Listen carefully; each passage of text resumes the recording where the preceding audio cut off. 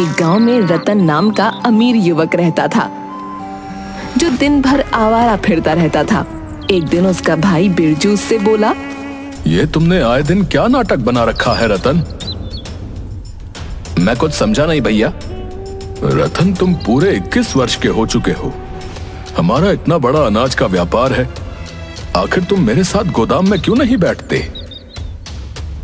भैया, ये मेरे खेलने कूदने की उम्र है, मेरा अभी काम करने का बिल्कुल भी मन नहीं है। रतन, माँ और पिताजी के जाने के बाद तुम ही मेरी जिम्मेवारी हो। मैं नहीं चाहता कि तुम दिन भर ऐसे ही आवारागर्दी करते रहो। कल को मुझे तुम्हारा विवाह भी करना है। सीधे सीधे क्यों नहीं कहते भैया कि माँ और पिताजी के जाने के बाद मैं आपको बोझ लगने लगा हूं? रतन की बात सुनकर बिरजू क्रोधित होकर बोला, अपनी जुबान को लगाम दो रतन। तुम अपने बड़ों से बात करने की बिल्कुल तमीज भूल गए हो। रतन बिरजू की बात को नजरअंदाज करके क्रोधित होकर घर से बाहर निकल गया। तभी बिरजू की पत्नी आरती आकर बिरजू से बोली, रतन अब जवान हो चुका है, आपका उसे इस तरह डांटना शोभा नहीं देता। सुना तुमने आरती, उसने क्या कहा? मैं उसे बोझ समझता हूँ। आप चिंता मत कीजिए, धीरे धीरे वो सब समझ जाएगा। इधर रतन गांव में फिर से आवारागर्दी करने लगा। तभी उसकी नजर मुखिया की बेटी झुमरी पर पड़ी। रतन उसके पास जाकर बोला, मैं तुमसे काफी दिनों से बात करना चाह रहा था झुमरी। देखो रतन, मैं तुमसे तंग आ चुकी हूँ। तुम गांव में मुझसे इस तरह की बातें करते हो और गांव वाले मेरे और तुम्हारे बीच को लेकर कुछ और ही समझते हैं। उन्हें जो समझना है समझने दो। जल्दी बोलो, क्या बात करनी है? झुमरी, मैं तुमसे प्रेम करता हूँ और तुमसे विवाह करना चाहता हूँ। रतन की बात सुनकर झुमरी का गुस्सा 7वें आसमान पर पहुंच गया। मेरे पिता इस गांव के मुखिया हैं रतन, और वो मुझे कॉलेज सिर्फ इस वजह से पढ़ने भेजते हैं कि उन्हें मुझ पर भरोसा है। मैं उनके विश्वास को नहीं तोड़ सकती। आइंदा अगर मेरे पीछे आए ना और मुझसे बात करने की कोशिश की तो मैं तुम्हारी शिकायत अपने पिताजी से कर दूंगी। तुम्हें जिससे शिकायत करनी है तुम कर सकती हो। अगर तुम्हारे पिताजी गांव के मुखिया हैं तो मैं भी कोई कम अमीर नहीं हूँ। तुम्हारे पिताजी जैसों को खरीद सकता हूँ मैं। इतना कहकर रतन वहां से चला गया। शाम को जब रतन घर आया तो उसने देखा कि मुखिया उसके भाई बिरजू के पास बैठा था। बिरजू रतन से बोला, ये मैं क्या सुन रहा हूँ रतन? अब तुम आवारागर्दी करने के साथ साथ लड़कियों को भी छेड़ने लगे? मैंने किसी को नहीं छेड़ा भैया। मैं मुखिया जी की बेटी से प्रेम करता हूँ, उससे विवाह करना चाहता हूँ। प्रेम करते हो? प्रेम शब्द का मतलब भी समझते हो तुम? तभी मुखिया बिरजू की ओर देखकर बोला, बिरजू, मेरा ख्याल है मेरे जाने के बाद तुम रतन को समझा देना। ये समझदार है, समझ जाएगा। नादानी में लड़के ऐसी गलतियां कर ही देते हैं। नहीं मुखिया जी, आज मैं फैसला करके रहूंगा। आज तो इसने हद पार कर दी है। इतना बोलकर बिरजू रतन से बोला, रतन, मैं तुम्हारा विवाह अगर मुखिया जी की बेटी झुमरी से करा दूं तो तुम उसे खिलाओगे क्या? तुम करते क्या हो? तुम्हारी महीने की आमदनी कितनी है? अपने भाई की बात सुनकर रतन का दिमाग पूरी तरह से खराब हो गया। भैया, मत भूलिए कि पिताजी ने अपने जीवन में बहुत सारा धन और संपत्ति बनाई है। उसमें से आधा हिस्सा मेरा भी है। जानता हूं, लेकिन तुम्हारे जैसे नौजवान को जब पिता की संपत्ति और दौलत मिलती है ना, तो वो उसे मिटाने में ज्यादा दिन नहीं लगाते। क्योंकि तुम लोगों की बस यही समस्या है कि तुम मेहनत नहीं करना चाहते। आप क्या कहना चाहते हैं भैया? यही कि अगर पिताजी अपनी संपत्ति तुम्हारे नाम ना करते तो तुम भीख मांगने के लिए एक कटोरा भी नहीं खरीद पाते। पिताजी की संपत्ति की हक की बात करने से पहले एक बार यह तो सोच लेते कि पिताजी के काम में तुमने कितना हाथ बटाया है। बिरजू की बात सुनकर रतन क्रोधित होकर बोला, अगर ऐसी बात है तो मुझे पिताजी की संपत्ति भी नहीं चाहिए, ना ही मुझे यह घर चाहिए। मैं घर छोड़कर जा रहा हूं। अब रतन, मेरी बात सुनो रतन। मुझे कुछ नहीं सुनना मुखिया जी। मेरे घर के मैटर में आप ना ही पड़े तो अच्छा है। इतना बोलकर रतन क्रोधित होकर वहां से चला गया। आरती बिरजू से बोली, ये आपने सही नहीं किया। आपको रतन से इतना कठोर रवैया नहीं अपनाना चाहिए था। नहीं आरती, अगर आज मैं कठोर रवैया नहीं अपनाता तो रतन के हौसले और बुलंद हो जाते। जो भाई अपने छोटे भाई को डांटते नहीं, वो अपने भाई के सबसे बड़े दुश्मन होते हैं। रतन क्रोधित होकर अपने गांव की सीमा से बहुत दूर एक दूसरे गांव की ओर चला गया। उसके पास खाने तक के पैसे नहीं थे। रतन भूखा प्यासा थक हार कर एक गांव की सीमा पर बनी झोपड़ी के सामने बैठकर रोने लगा। आज अगर मेरे पिताजी और माँ जीवित होती तो क्या भैया मेरे साथ ऐसा व्यवहार करते? मेरा इस दुनिया में कोई नहीं है। रतन नहीं जानता था कि झोपड़ी के अंदर कन्हैया नाम का उसका ही हम उम्र युवक रहता था। कन्हैया उस झोपड़ी के बाहर निकलकर बोला, कौन हो तुम और मेरी झोपड़ी के बाहर तुम रो क्यों रहे हो? मेरा नाम रतन है। अगर तुम्हें अपनी झोपड़ी के सामने रोने से ऐतराज है तो मैं कहीं और जाकर रो लेता हूँ। मेरा नाम कन्हैया है। लगता है दोस्त घर से काफी नाराज होकर आए हो और अंदर से काफी उदास भी हो और शक्ल से काफी भूखे भी लगते हो। मैंने सुबह से कुछ नहीं खाया और मेरे पास पैसे भी नहीं है, तो चलो मेरे साथ, मैं तुम्हें खाना खिलाता हूँ। रतन उसकी झोपड़ी की तरफ देखने लगा। मेरी झोपड़ी की ओर मत देखो, मैं तुम्हें यहाँ के अच्छे ढाबे पर खाना खिलाऊंगा। लेकिन तुम मुझे खाना क्यों खिलाना चाहते हो? मैं तो तुम्हें जानता भी नहीं। मेरा और तुम्हारा रिश्ता क्या है? दोस्ती? दोस्ती का, इंसानियत का, और इससे बड़ा दुनिया में कोई रिश्ता नहीं होता दोस्त। कन्हैया की आंखों में अपनापन देखकर रतन मुस्कुराते हुए बोला, ठीक है। कन्हैया रतन को ढाबे पर ले गया। रतन ने पेट भर खाना खाया। खाना खाने के बाद वो रतन के साथ झोपड़ी में बैठा हुआ था। तुम करते क्या हो कन्हैया? कुछ नहीं दोस्त, कुछ भी छोटा मोटा काम मिल जाए कर लेता हूँ। छोटा मोटा काम? कहीं तुम चोरी वगैरह तो नहीं करते? अरे नहीं नहीं, छोटा मोटा काम से मतलब है छोटी मोटी मजदूरी। अपनी झोपड़ी को देखकर ये तो तुम समझ ही गए होगे कि ये झोपड़ी एक गरीब की झोपड़ी है। बचपन में ही माता पिता छोड़कर चले गए, तब से मैं अकेला ही हूं। जब तुम्हें अपनी झोपड़ी के बाहर अपने माता पिता को याद करते हुए देखा तो मुझे अपने माता पिता याद आ गए। एक समय में मैं भी अपने माता पिता को याद करके बहुत रोता था। अब क्या मैं भी तुम्हारी झोपड़ी में तुम्हारे साथ रह सकता हूँ? यह भी कोई पूछने की बात है? मेरी झोपड़ी में 2 ही चारपाई हैं। एक हमेशा खाली पड़ी रहती थी, शायद ये तुम्हारे लिए ही थी।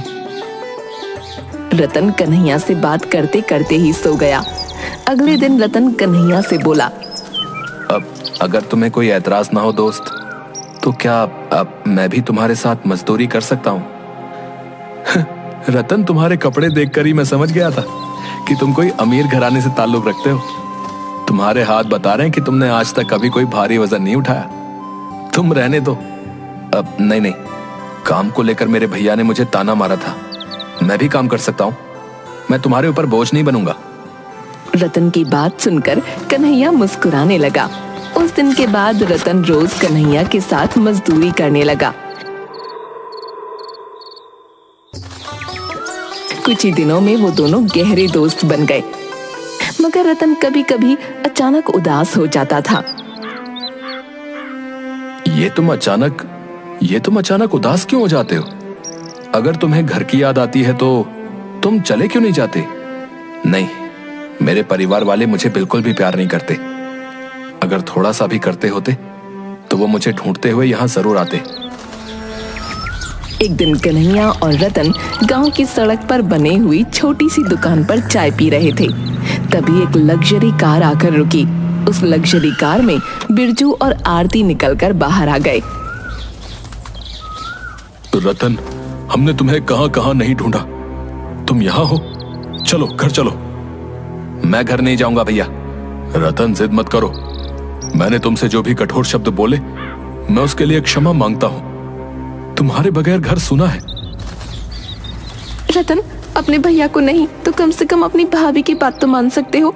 मैं तुम्हारी माँ समान हूँ। आज मुझे पूरा विश्वास था कि तुम जरूर मिलोगे। चलो घर चलो, मैं तुम्हारी पसंद के सारे व्यंजन बनाऊंगी और तुम्हारा विवाह झुमरी से करा दूंगी। अपनी भाभी की बात सुनकर रतन मुस्कुरा दिया और बगैर कन्हैया से मिले कार में बैठकर चला गया।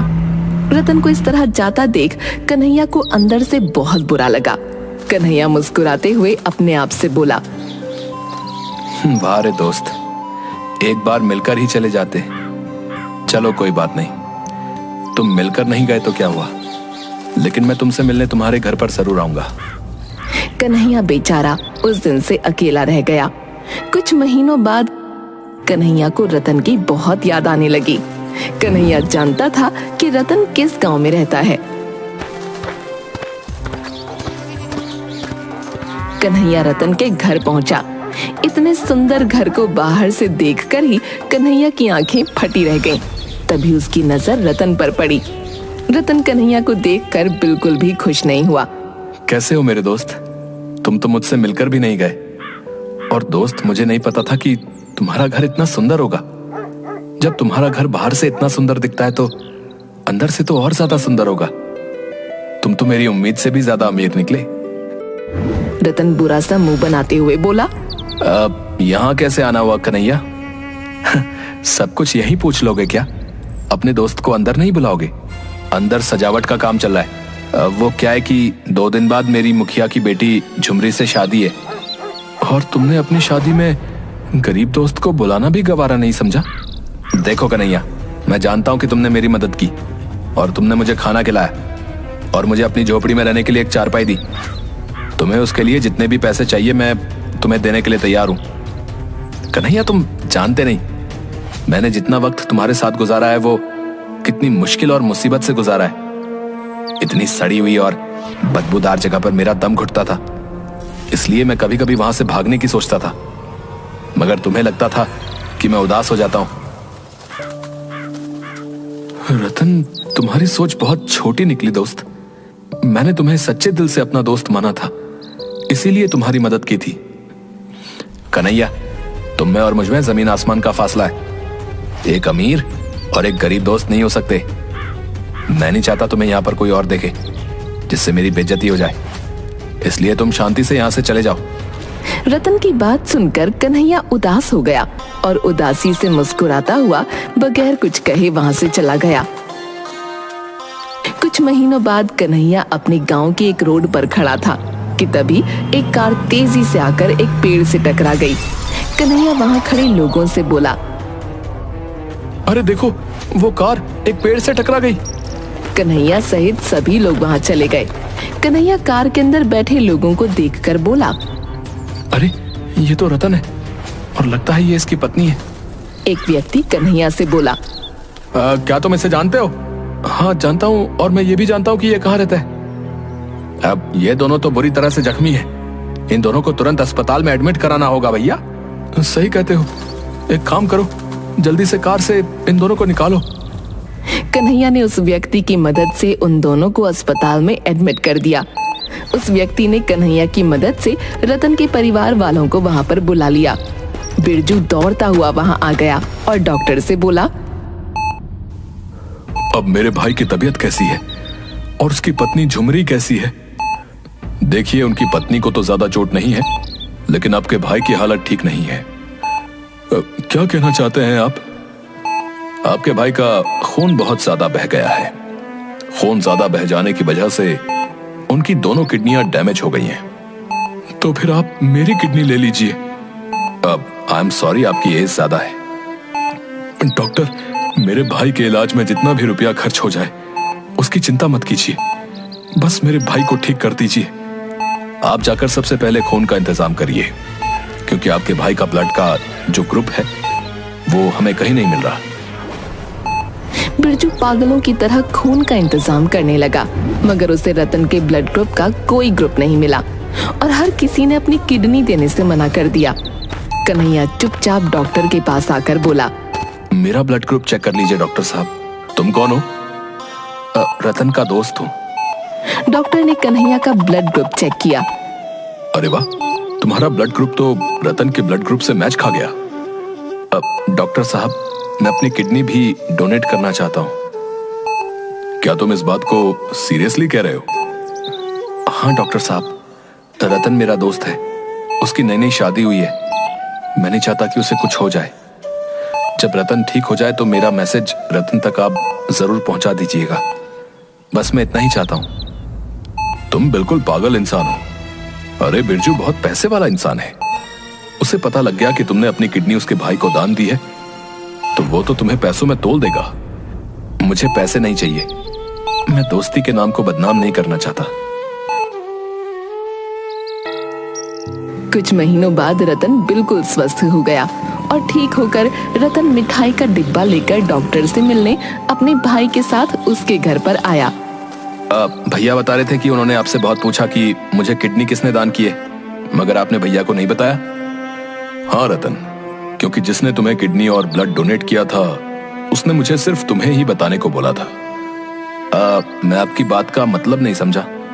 उसने अपना नाम कन्हैया बताया था और मुझसे कहा था कि रतन जब स्वस्थ होकर आपसे किडनी डोनेट करने वाले का नाम पता करने आए तो आप उसे मेरा नाम बताना और साथ ही साथ ये भी कहना कि असली दोस्त इसे कहते हैं। रतन से कहना कि अगर उसे दोस्त बनना है तो वो किसी गरीब को बनाए, क्योंकि गरीब ही मुसीबत में काम आते हैं। डॉक्टर की बात सुनकर रतन फूट फूट कर रोने लगा। वो बगैर देरी किए अपनी बाइक लेकर सीधे कन्हैया की झोपड़ी के पास चला गया, मगर उसने देखा उस झोपड़ी के अंदर कोई दूसरा ही व्यक्ति रह रहा था। यहाँ पर तो कन्हैया रहता था, कहाँ गया? कन्हैया तो यहाँ से 1 महीने पहले ही चला गया। क्या आप जानते हैं वो कहाँ गया?